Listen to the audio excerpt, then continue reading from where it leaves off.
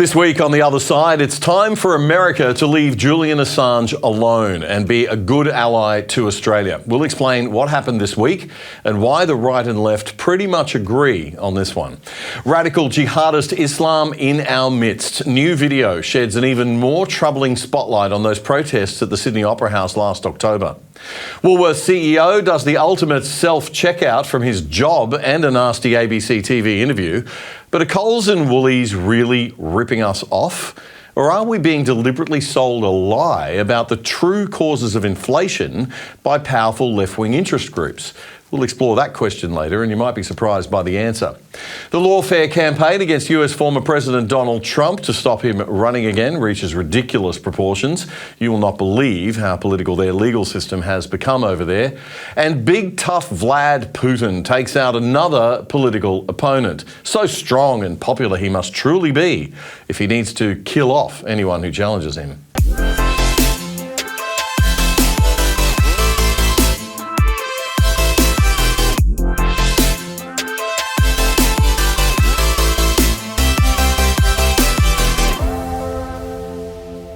G'day Sydney, g'day Geelong and g'day Australia. This is episode 302 of The Other Side for the weekend commencing Friday night, February 23, 2024. I'm Damien Curry.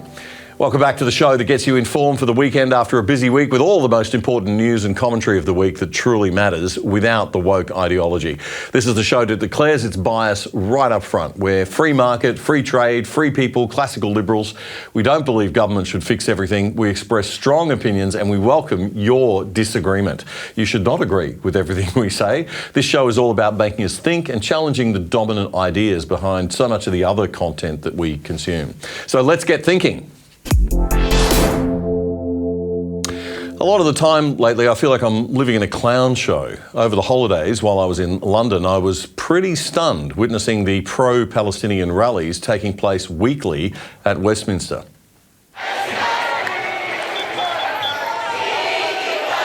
This is how the UK's Times newspaper saw it. Meanwhile, back home in Australia, the New South Wales Police were proclaiming that the vile mob who gathered at the Opera House 2 nights after the October 7 attacks in Israel, celebrating the air, sea and land offensive by Hamas that directly attacked civilians and murdered around 1,200 Israelis in cold blood, that vile mob at the Opera House who brought international shame to Australia in front of our nation's most recognisable icon by chanting F the Jews, kill the Jews, and many still believe gas the Jews, that mob were triumphant and jubilant at the horror committed in Israel on October 7.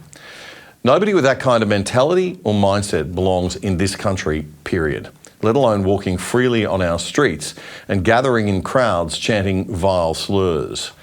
One thing I'll say for London is that the police and media there don't kowtow like we do.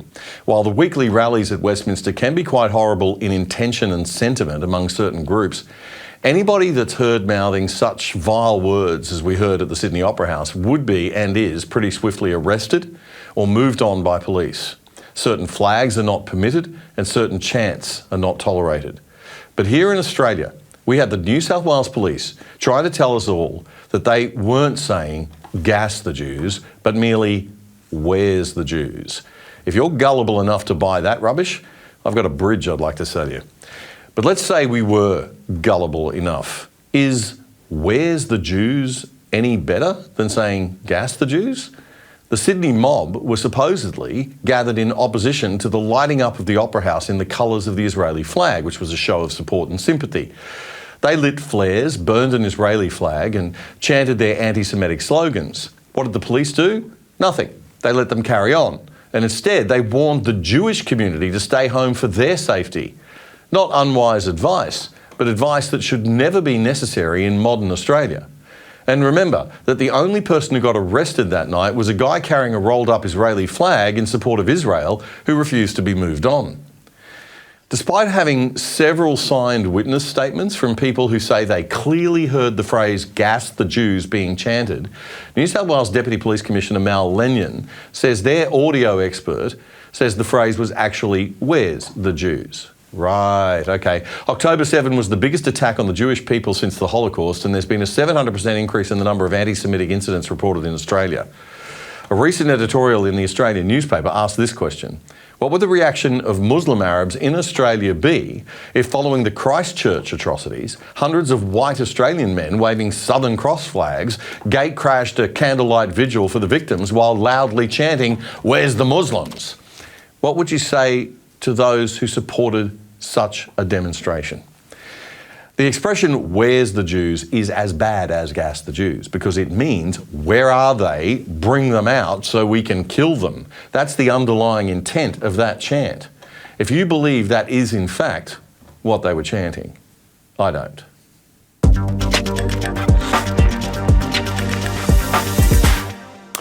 Well, now we're going to show you some footage that hasn't been broadcast on television before. Joining me now is Daniel Lupton. Daniel is one of Australia's best regarded security firm heads.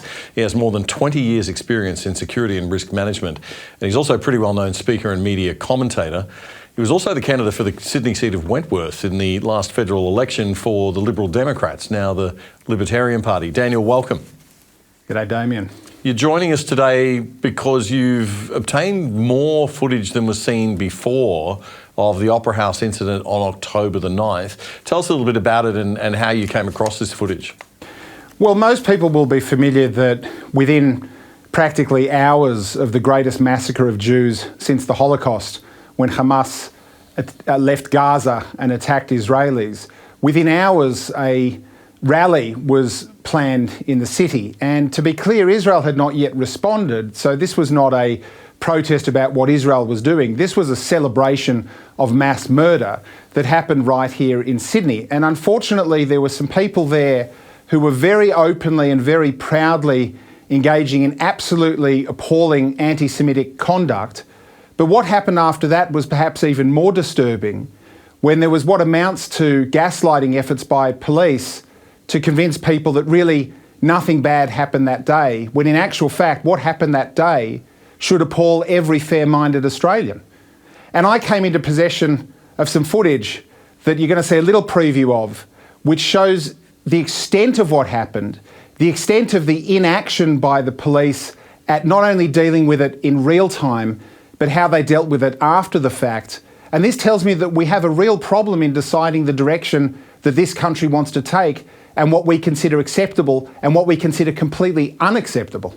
Daniel, where and how did you get this footage? I know that you may not be able to tell us all the details, but can you give us an indication of where it came from, why you got it?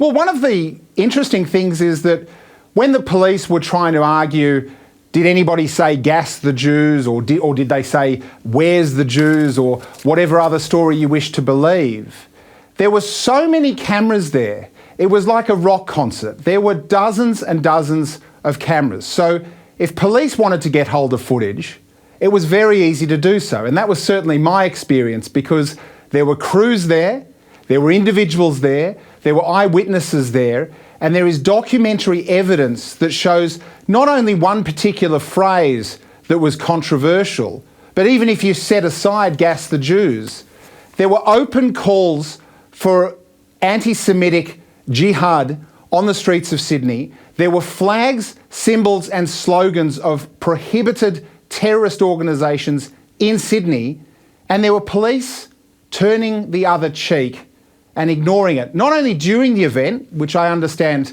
might have caused a safety issue, but ever since, when rather than enforcing the law, determining that crimes had been committed, pursuing the individuals with all of the footage that a bloke like me somehow manages to get, they haven't sought that. They've instead decided to gaslight the community by saying, oh, nothing really happened. They said, "Where's the Jews? It's not a big deal." Well, I tell you something, it is a big deal. And this isn't a big deal for the Jewish community alone. This is a big deal for every Australian, because in any conflict of violent Islam, it's the Jews first and it's everybody else next. All right, Daniel, you're going to put this together into a documentary. We'll talk more about that in a moment, but I want to show people what we've got. You've given us 2 minutes and 20 seconds roughly of this. We're going to play it in full. It's edited and produced up. I do want to say at the outset that a lot of people are not showing these sorts of images. They're not talking about this sort of stuff. The police are trying to keep things calm. I understand that.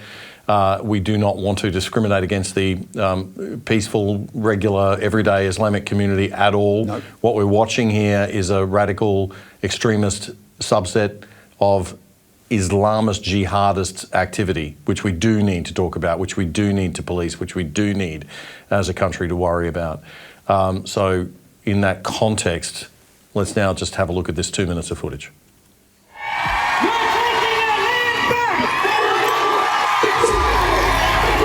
And the reason I say this is because there is very little that I see in the conflict, in the war, in the aggression of the Zionist regime onto our people that moves me to tears.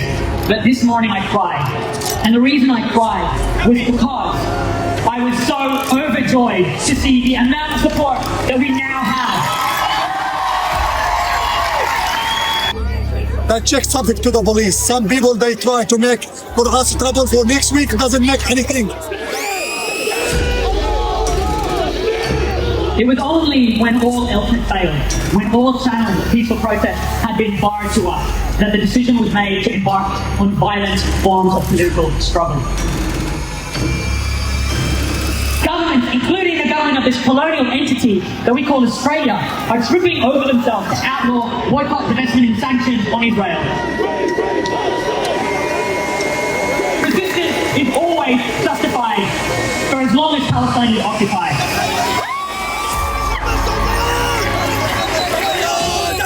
It's like setting fire to gunpowder and then getting upset at the gunpowder for exploding. Palestinians have every right to protest our case. We have every right to fight back.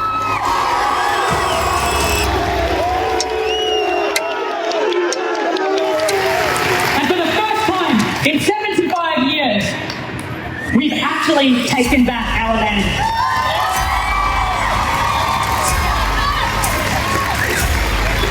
I'm not going to stand before you and shed tears over the settlers, the terrified settlers.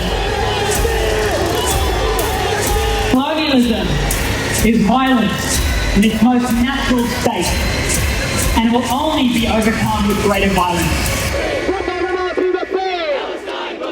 Free Palestine and glory to the Palestinian resistance!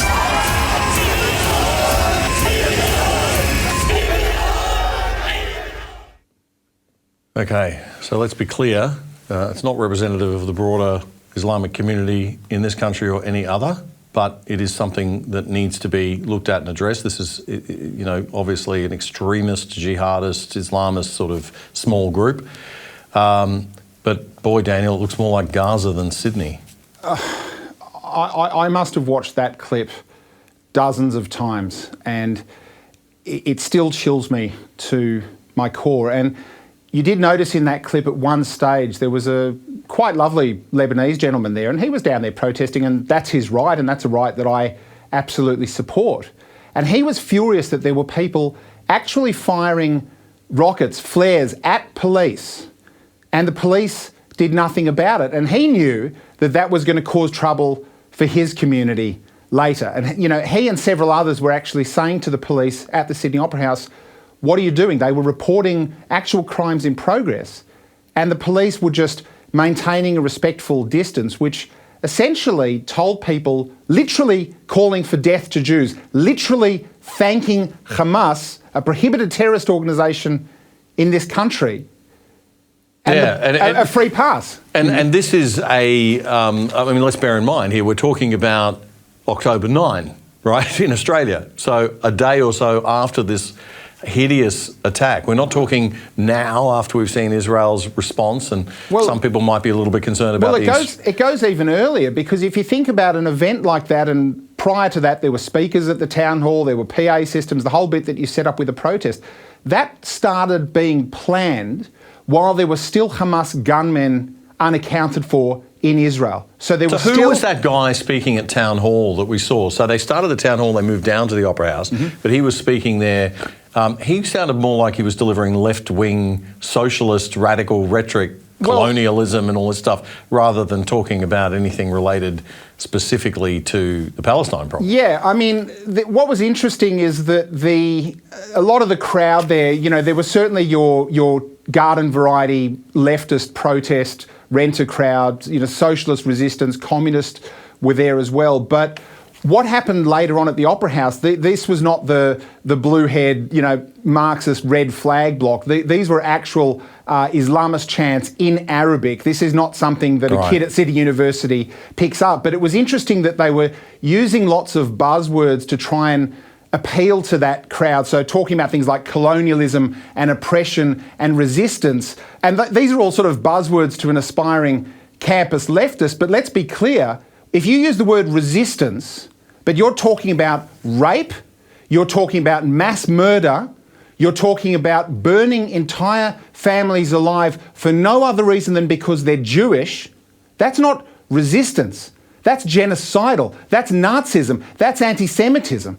And that's what actually happened. So these people run the risk of becoming essentially the useful idiots for Hamas, the same way once upon a time there were useful idiots for communism. Those things haven't changed, but this is now happening in broad daylight in Sydney. You're a security professional. From your professional perspective, what do you think the police were trying to do there? Obviously keep it calm, not agitate, not aggravate, it was a strategy of not to, cause an amplification or acceleration of what was going on, right? Well, containment. Look, I mean, with my cards on the table, I'm a free speech absolutist. And if people wanted to stand up at town hall and they wanted to say, all sorts of things, as far as I'm concerned, I would actually fight for their right to do so. But there is a certain line when you actually start using Islamist war cries, you start waving the flags of prohibited terror organisations that have carried out mass murder. That's a red line.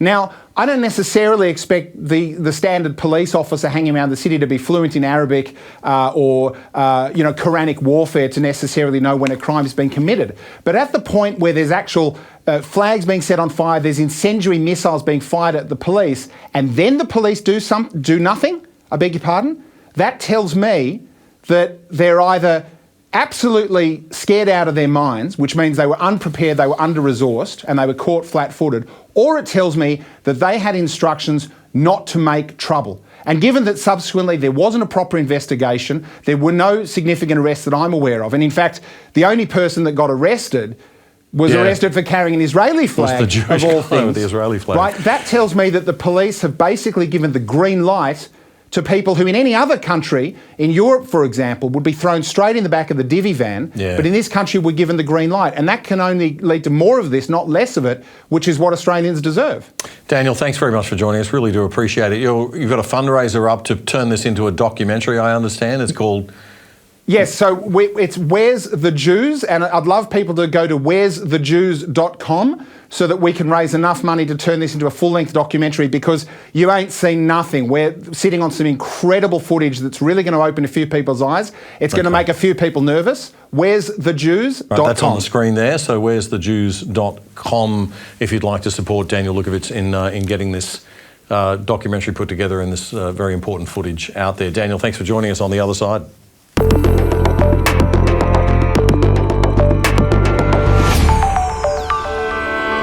Britain's High Court spent 2 days this week hearing the arguments from both sides over whether Australian Wikileaks founder Julian Assange should be allowed to mount a new appeal against his extradition to the United States. The two judges decided not to make a decision right away, though. They instead reserved their decision, and it's unclear when they'll make their ruling. There used to be a saying many moons ago that justice delayed was justice denied. At the pace our courts move these days, justice seems to be permanently denied. More agony for Julian and his family awaiting the outcome. Julian's brother and wife have been all over the media telling of their fears for his health and safety. Assange has spent 5 years in a British jail fighting this extradition. He's not in jail on any offence. He's just being held there at the request of the United States, our ally, while all of this moves through at a snail's pace through the UK's clogged and sloth-like courts. Before that 5 years, he spent 7 years virtually imprisoned in the Ecuadorian embassy in London until Ecuador kicked him out and reversed the original asylum they'd granted him. So he's been effectively locked up for 12 years, since he was 40. He's now 52. He fled to the Ecuadorian embassy because Sweden was trying to have him extradited there on rape charges that they later dropped and which appeared to be suspiciously flimsy. So why are the Americans after him? Well, because WikiLeaks published hundreds of thousands of secret military and diplomatic files on the US-led wars in Iraq and Afghanistan. The lawyers of the US government told the court this week that Assange had solicited the secret US files, and in eventually publishing them, he indiscriminately published them without redactions, and that made his actions unprecedented and did not, therefore, constitute journalism. Well, the problem with that argument is that a whole bunch of the world's most respected newspapers, including the New York Times and the London Times, also published everything that WikiLeaks did. So it kind of was journalism. Assange's lawyers argue that he was exposing state-level crimes, something that is protected conduct under UK law. They say the US charges are political and that he's being prosecuted for engaging in ordinary journalistic practice of obtaining and publishing classified information. They also argued that the prison sentence he faces in the US is excessive. This prosecution by the Americans is being brought by them under the 1917 Espionage Act. It's a law which has never before been used in relation to the publishing of classified information. So it sure seems political. The strongest argument the US side has is that the publishing of the classified materials could have put the lives of many people working undercover for the US in Iraq and Afghanistan in trouble. But if that's such a concern, why aren't they also charging the newspapers who published the leaks? And what about the failures of the officials who should have been preventing such leaks? The person who was jailed in America for being the military source of the WikiLeaks, Chelsea Manning, is free. She had her sentence commuted by President Obama in 2017. I think Julian's paid enough of a price already, frankly, and it's time for this to be dropped by the US. As Elbow said, this can't go on forever. But why can't Elbow and the great Australian ambassador to Washington, Kevin Rudd, get just a little favour from their mate Biden on this one? It makes the AUKUS alliance look a little lopsided and weak too, doesn't it?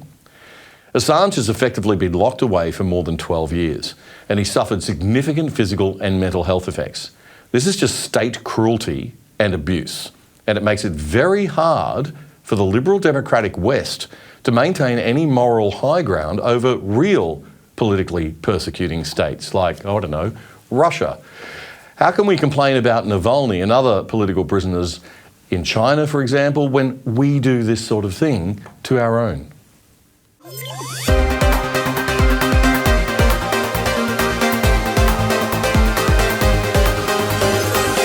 The calibre of CEOs in Australian corporates is becoming a bit of a concern. We all know that nobody is standing up to the infiltration of left-wing woke ideology inside our corporations. There are many people who believe it's impossible to hold conservative, libertarian, or even good old-fashioned classical liberal views and get ahead today in leadership or management positions in Australian corporates. Or even get in the door in some cases and get a job in them, so woke have they become. The ideology of the left, neo-Marxism and identity politics, what we now colloquially just call wokeism, has truly infiltrated corporate bureaucracy as much as it's infiltrated government bureaucracy. It's come in the back door in the private sector through woke human resources philosophies that put diversity and inclusion based on the traits of gender, race and sexuality above all else, including capability, talent and merit. It's measured by investors now. The DEI index and your ESG scores have to be high, or doing business will be hard.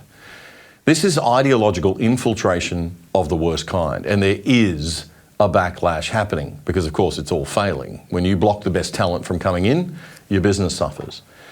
The backlash is coming from right-minded voters and right-minded investors, customers, and those who have the means and authority to speak out. But why do corporations like this woke stuff? Since when are the institutions of capitalism itself so fond of Marxist ideas, and why? Well, it serves their interests. The more red tape and green tape and rainbow tape bureaucracy there is, the harder it is for small and medium-sized rebel businesses, their competitors, to start up and compete. The harder it is for the individual to leave the big corporation and start their own thing, if there's mountains of government and legal bureaucracy and red tape to get through. So now big business and big government, the old right and left in a way, work together against the little guys, the freedom fighters, small business. Anyway, an appalling case of corporate arrogance was exposed this week by the Four Corners show on the ABC. Coles is the supermarket chain that heavily promotes LGBTQ+ ideology and hiring bias. And Woolworths is the delightful chain that decided not to stock Australia Day merchandise. Both companies seem to be firmly in the clutches of the Australian left when it comes to policies like this. And now the support of the anti-free market left is coming back to bite them on their backsides. The Woolworths Australia Day merchandise decision seems to reflect a serious disconnect from everyday Aussies, a senior leadership that's perhaps out of touch or arrogant. That's a perception supported by the attempt by the Woolies CEO, or ex-CEO now, Brad Banducci, to walk out of his Four Corners interview this week. The line of questioning that so offended Mr Banducci was about Coles and Woolies' treatment of their suppliers. The old boss of Australia's consumer and competition watchdog, the ACCC, Rod Sims, told the show that suppliers were supposed to be protected by a government food and grocery code of conduct brought in 2015. But Sims says that code of conduct is just a disgrace and it just isn't working. The establishment in 2015 of a food and grocery code of conduct was supposed to take some of this friction out of the supermarket-supplier relationship. Under the code, each supermarket appoints and pays for an arbiter to handle its complaints. The grocery code of conduct is quite frankly a disgrace. You have a code with no penalties. Now let me just emphasise that. That is like having a speed limit throughout one of our cities of 60 kilometres an hour. That's the speed limit. Then someone said, what happens if I go 80? Nothing. There's no penalty. So the law's a joke. The code of conduct is a joke. So that was the ABC's Four Corners. One of the failings of capitalism and free markets is the tendency to monopoly. That eventually you lose the competition that makes the market work and keeps prices low.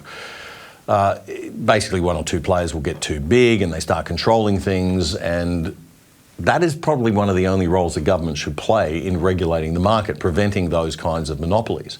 And that's what the ACCC was set up originally to do. I personally wish it would spend some time looking at the ABC, don't you? Talk about unfair competition. Check out the broadcast media industry, guys. We've got to compete with a monster that's funded $1 billion a year of taxpayer money, and it doesn't have to interrupt any of its shows with ads. Now that's hard. Anyway, I digress. Back to the supermarket duopoly. So if suppliers think that they're getting a raw deal from Woolies or Coles, they can lodge a complaint under this food and grocery code of conduct.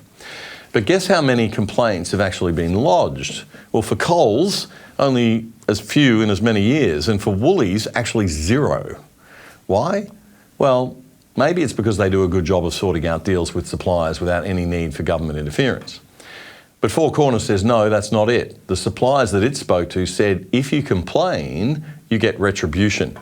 The ABC show put this to the Woolworths CEO and, well, he didn't like it very much. Why do you think it is that Woolworths has never had a single complaint under the grocery code of conduct? You would have to go and ask suppliers why that's well, let the me case. tell you, your own arbiter, Helen McKenzie, Okay, Helen, yep. has said that suppliers are frightened to complain and that they fear retribution. Look, I think it's just the nature of any relationship that there's going to be that anxiety. It's a lot stronger word than anxiety. So we engage with our suppliers every week. We have robust conversations every week. We resolve issues every week. It's only if you can't do that that you go to a code arbiter or anything else. Yeah, Four Corners there. Brad Banducci went on to say that there's plenty of competition in the supermarket business, pointing to Aldi's success and its 590 stores across the country. So Aldi, they're an amazing business. They drive incredible value. They have 10% of the market, though. That's not the percentage they have. They're in every community, and it makes customers have a choice between a Woolworths or Coles and an Aldi at minimum. And by the way, just up the road is a Costco warehouse. Sorry, you're saying that actually there is really robust competition? I mean, Rod Sims, the former head of the ACCC, says that we have one of the most concentrated supermarkets in the world. Is he lying? It's not true, and it is not true. This community over here, there will be 3 Coles stores within 2 kilometres of it, at least 1 Aldi store, a series of independents, ability to, within 24 hours, have a quarter of our store delivered to you by Amazon. It is an incredibly competitive market. The risk people have is Sorry, the former head of the Competition Commission says his words are that we have... By the way. I don't think you would impugn his integrity and his understanding of competition law. I'm just saying the world has got much more competitive. He retired 18 months ago. He's not... Okay, can we take that out? Is that okay? He is retired, but I shouldn't have said that, Angus. Are we going to leave it in there if we are? Well, we're on the record. You said it. Let's move on. But yeah. Yeah, no, I think I'm done, guys. I do this with good intent. I don't do this with bad intent. No. You're walking out, really? No. Can we just talk through Brad for a sec? Let me just... Let's have a minute. Of course, we'll be finished in a sec.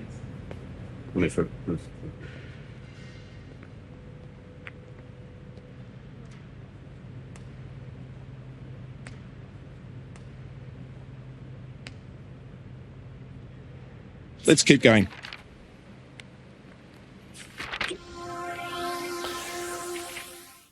That was an atrocious performance by the Woolies now ex-CEO. In this day and age, any exec who's silly enough to do that on national TV is way behind in their communications ability. We might have excused this kind of behaviour in the 70s, but in 2024, give me a break. He also said in the middle of a TV interview, can we take that bit out? Seriously. He clearly hasn't listened to a single media advisor in his entire life, because even the worst advisors, and there's plenty of them, would have told him never to do that. If he's so disconnected that he's not listening to the most rudimentary basic advice on PR, what else that's even more important was he not listening to? After his appalling decision to not stock Australia Day merchandise in January, this was his second serious fundamental screw-up in as many months, and as it turned out for him to be the end. On Wednesday, Banducci announced his earlier-than-expected retirement. He'd been planning his transition to happen soon anyway, so maybe he was just sick of it all, or maybe the board pushed him a bit after the Australia Day merchandise and ABC TV screw-ups in recent weeks. Who knows? His base salary was $7 million a year. His bonuses were equally humongous, so no need for any tears for Mr. Banducci. Since he became CEO in 2016, though, Woolies' share price has just gone up and up and up in a straight line. There is no taking away the fact that he was successful at his job. Maybe he just doesn't want to stick around for the political fight that's coming over prices and treatment of suppliers. All right, now, I'm not in the habit of defending big supermarket chains, but there does seem to be a campaign going on at the ABC and among the lovely people on the left, Labor, Greens and the unions and academia, to make out that the cost of living hell that we're all suffering right now is somehow all the work of these big bad corporations suddenly price gouging. No, inflation is the work of big bad governments printing too much money, spending too much on terrible policy like their mismanaging of COVID, and racing way too fast towards ridiculous energy goals that we can't meet or afford. And it's the result of high input costs that businesses have to deal with, like rising wages and crazy rents caused by supply shortages. When you're paying $400 for a trolley of shopping, it's not because of Coles and Woolies conspiring to get you. If they're being tough on suppliers, it's to keep prices down. And their profit margins are not huge or above world averages for supermarkets anyway. Now, you'd think the ABC's Four Corners would take the time to do this, since they have plenty of resources, but we took a look at the net profit margins of major supermarkets. Coles is 2.6%. It's not very high. Woolies is 2.4%. Nobody's gouging. It's a bloody tough business. How does that compare with other countries in the world? Well, it's pretty much on par. The UK's Tesco is at about 1.5%, Sainsbury's is 1%, France's Carrefour is 2.8%, and the US Costco is 2.5%. The US grocery store market is pretty competitive, and their profit margins also are in the 1 to 3% range. So no, they're not gouging.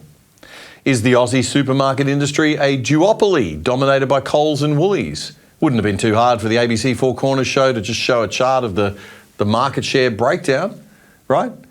Well, I guess our supermarket industry could be a little bit more competitive, but it is not a duopoly. Woolies has 37% of the market, Coles 28%, that's high, but it's not a duopoly. When you've got Aldi at 10%, Metcash, that's IGA, at 7%, and you've got 18% of the market held by others. It's pretty competitive, and the proof is in the low profit margins. So, could it be more competitive? Yes, but let's be clear. Despite all the noise you're hearing from the ABC and other interest groups on the left, supermarkets are not responsible for the cost of living crisis. Make no mistake, inflation is caused by governments printing money, bad policies, and high input costs like rent and wages. But we can't have that being the story, can we? So, what exactly is going on here? Are we being deliberately spun a lie? It should come as no surprise that a couple of weeks ago a report came out into price gouging by corporations, authored by none other than the old head of the ACCC, Alan Fels. And who asked Professor Fels to do this report? Well, it was commissioned by none other than the ACTU, the Australian Council of Trade Unions. And it found, predictably, that banks, supermarkets, aviation and energy companies are exploiting their market power in ways that drive up inflation and hurt Australian households. The ABC dutifully reported that the study by Alan Fels found that rising prices were not just caused by true inflation, but often by greed, corporate gouging and profit pushing by companies with too much market power. Now look, I've got no doubt that some dodgy stuff goes on in corporations with pricing, and we do need to police it. But if you think it's the main cause of inflation, I'm sorry, you've got rocks in your head. The main cause of inflation is simply government overspending and governments printing money that it doesn't have to cover that overspending. Most people who have a vested interest in big government spending, which in Australia is everybody who works for the government or is on welfare or is dependent on government services, will try to tell you it's the evil corporations and their price gouging that causes inflation. But that, my friends, is a flat-out lie.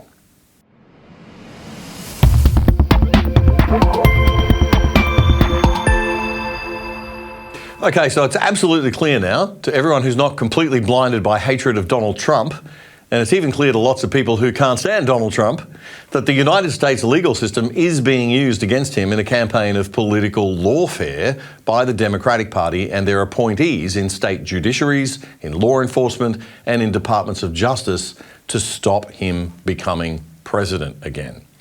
This week, a New York court judge ordered the former president to pay more than $350 million and barred him from serving on a top role of any New York company for 3 years. What was the crime for this massive penalty, which could eat up all the cash that Trump has on hand to run his businesses and put thousands of jobs at risk? That he overstated the value of his properties in bank loan applications so that he'd maybe get a lower interest rate from the banks.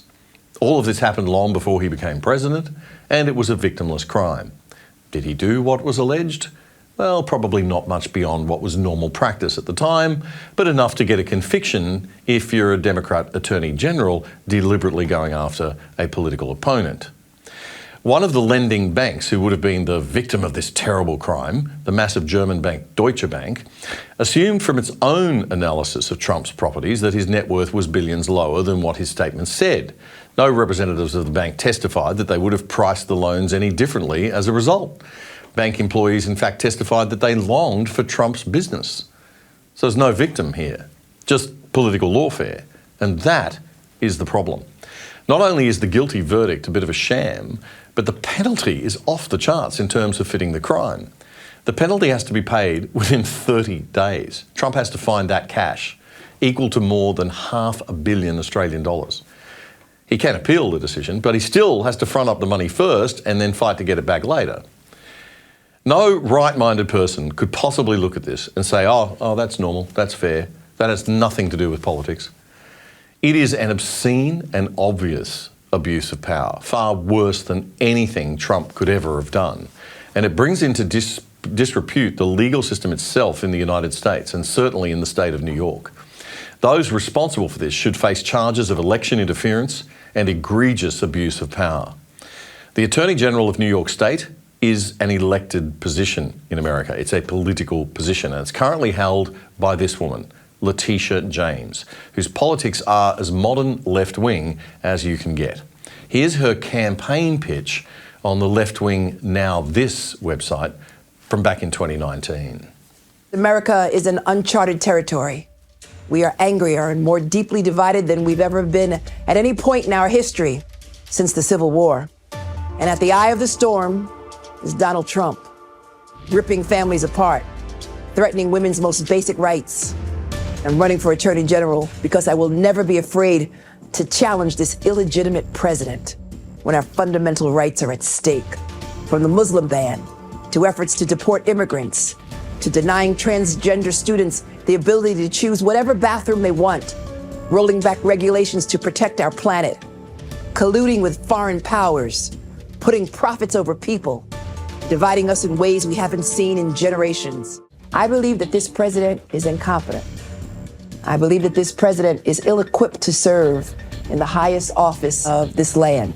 And I believe that he is an embarrassment to all that we stand for. He should be charged with obstructing justice. I believe that the president of these United States can be indicted for criminal offenses. And we would join with law enforcement and other attorneys general across this nation in removing this president from office. In addition to that, the office of Attorney General will continue to follow the money because we believe that he's engaged in a pattern and practice of money laundering the money from foreign governments here in New York State, and particularly related to his real estate holdings. It's important that everyone understand that the days of Donald Trump are coming to an end. Wow. Okay. So you can see what's going on here. That's the Attorney General of New York in her campaign video before she was elected to be the Attorney General. So the former president will definitely get a fair go in New York State. Anyway, the business community in New York are not impressed. Multi-billion-dollar US investor Kevin O'Leary from Shark Tank has reacted furiously to the Trump verdict. He says he and many others won't be putting up with this sort of politicisation of the courts in New York and will simply just pull their money out of the state. Do you think any foreign institution or any private equity firm or any pension fund would touch New York? No. And that's why New Yorkers should be concerned. The fine people of New York should ask themselves, why are we such a loser state? How are we going to attract business? It's not just the existing businesses that are fleeing out to Texas and Florida. What about new money like this that I'm talking about, like a $4 billion data center? Not a chance I would put that in New York. Zero probability, never. And so they've got a lot of work to do to find themselves getting out of this situation. This has all occurred post-pandemic. Winner states versus loser states. Look at Tennessee right now, fastest growing city in America, Nashville. Winner state, good policy, competitive taxes. You've got to start thinking about this in the context of winners and losers. New York, mega loser state. That's investor Kevin O'Leary pulling no punches there on Fox News Business about the message New York has sent to the world with this Trump verdict of theirs. The New York Attorney General, Letitia James, was busy virtue signalling like crazy at the news conference after the verdict. Today, justice has been served. Today, we prove that no one is above the law. No matter how rich, powerful, or politically connected you are, everyone must play by the same rules. Oh, that's beautiful. So honourable, so noble. Yeah, it all sounds lovely and nice. But as Trump's lawyer, Alina Habba, told Fox News, it's just a little bit hypocritical.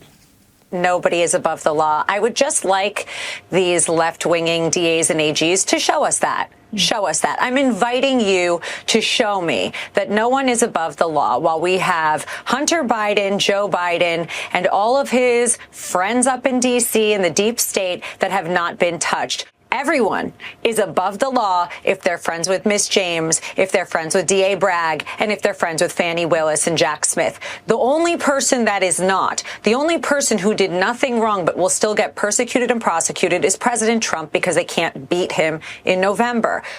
That's Trump's attorney, Alina Habba. She says despite the obscene level of fine and the demand to pay it in just 30 days, it will not lead to the destruction of the Trump empire, as the New York Attorney General obviously hopes. It's not going to work, number one. Number two, what they're doing is a scare tactic. Unfortunately, they picked the wrong guy to pick on, in my opinion, because he's strong, he's resilient, and he happens to have a lot of cash. Now, that doesn't mean that it's right. It doesn't mean it's okay. It's grotesquely insane.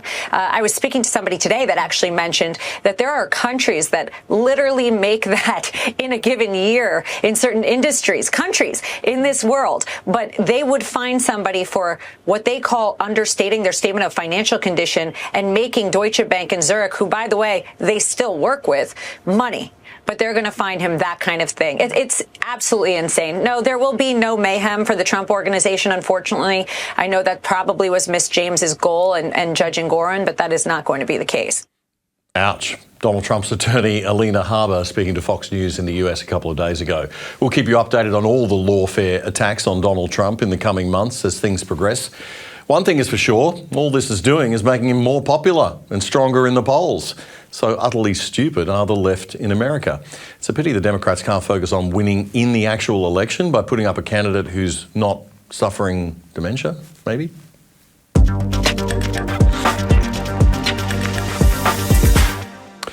If America moves any further in this direction of abandoning its core ethics, morality, conventions and system of justice, it won't be far off the delightful Russians. In real USSR KGB fashion, the former opposition leader, Alexi Navalny, who committed the heinous crime of being, well, an opposition leader to God Almighty himself, Big Vlad Putin, was found dead in his prison in the freezing Arctic north of the country.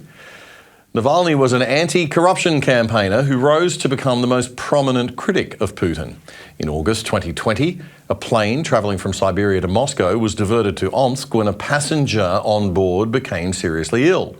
That passenger was Alexei Navalny. He was evacuated to Germany, where the authorities confirmed he'd been poisoned with the Soviet-era nerve agent Novichok. He went into a deep coma, but he recovered. But then he insisted on leaving Germany and returning to Russia. How brave and courageous is that? Well, he was promptly jailed for 19 years for extremism. By extremism, Putin means saying bad things about Putin. In an Academy Award-winning documentary about him titled Navalny, he was asked what his message would be to people if he was killed. Here's his response. Здесь у меня просто очевидная вещь. Ну, не сдавайтесь. Не надо, нельзя сдаваться. Если это произошло, это означает, что мы необыкновенно сильны в этот момент, раз они решили меня убить. Ну и нужно использовать эту силу. Не сдаваться. Помните о том, что мы огромная сила, которая находится под гнетом вот этих вот чуваков плохих, лишь потому что мы не можем осознать, насколько действительно мы сильны. Все, что нужно для торжества зла, это бездействие добрых людей. Поэтому бездействовать не надо. Apologies to our audio podcast listeners there, but I guess you get the gist of what he was saying there. That is a hero. That is a giant of a man. That is courage. That clip is from the 2023 Academy Award winner for Best Documentary, the film Navalny. Well worth watching. To all these Putin lovers out there right now, especially on our side of politics, you seem to be willing to forgive a lot of horror and injustice. The enemy of your enemy isn't always your friend, guys. Let it go. Putin is a scumbag.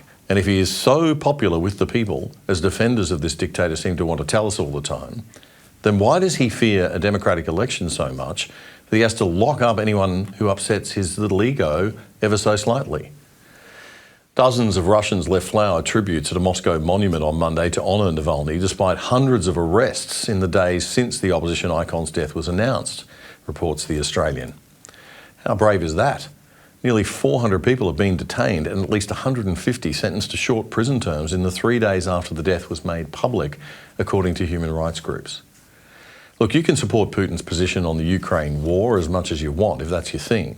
But please don't make this guy a hero of the fight against the establishment, as many so-called people on the right have been doing on social media lately. He isn't.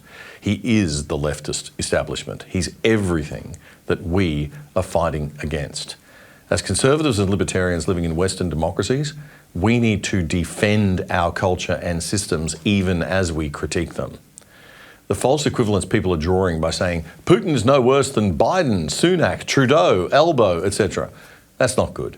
He is a lot worse. Communist dictatorships are much worse than liberal democracies, even when those liberal democracies are in deep trouble. We must defend Western liberal democracy even more at this time because it is under attack. And Putin will be grinning from ear to ear about how popular he's suddenly become among some elements of the right in the West. Don't fall for it.